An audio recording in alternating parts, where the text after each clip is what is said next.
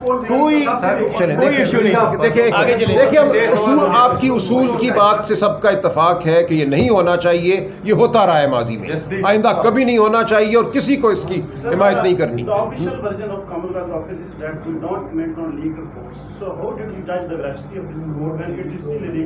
جی انہوں نے یہ کہا ہے کہ we are going to publish it. آپ ان کی پڑھیں نا جو ان کی ریلیز آئی ہے, انہوں نے نہیں کہا کہ یہ رپورٹ ہماری نہیں ہے, انہوں نے نہیں کہا کہ دستخط جعلی ہیں. انہوں نے صرف اتنا کہا ہے کہ later in the month we will be issuing this report along with some other documents. So انہوں نے ایک لمحے کے لیے بھی نہیں کہا کہ یہ رپورٹ ہماری نہیں ہے. سلمان صاحب یہ بتائیں کہ یہ رپورٹ جاری نہ کرنے کی وجہ آپ لوگوں کو سمجھ کیا آئی ہے کہ دولت مشترکہ نے یہ رپورٹ کیوں چھپائی؟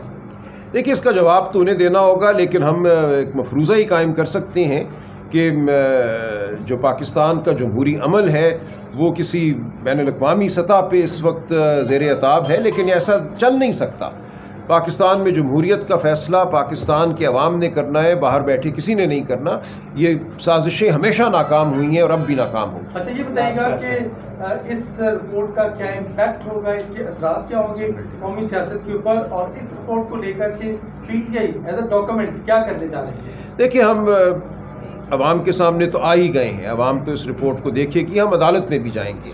دیکھیے آپ کو یاد ہوگا 2013 میں ایک جوڈیشل کمیشن بن گیا تھا. 2013 کے الیکشن کے بعد 2013 کے حوالے سے 2015 میں ایک جوڈیشل کمیشن بنا تھا الیکشن کی مجموعی صحت کو دیکھنے کے لیے. تو ایک نظیر ہمارے پاس موجود ہے کہ 2013 کے الیکشن کو دیکھا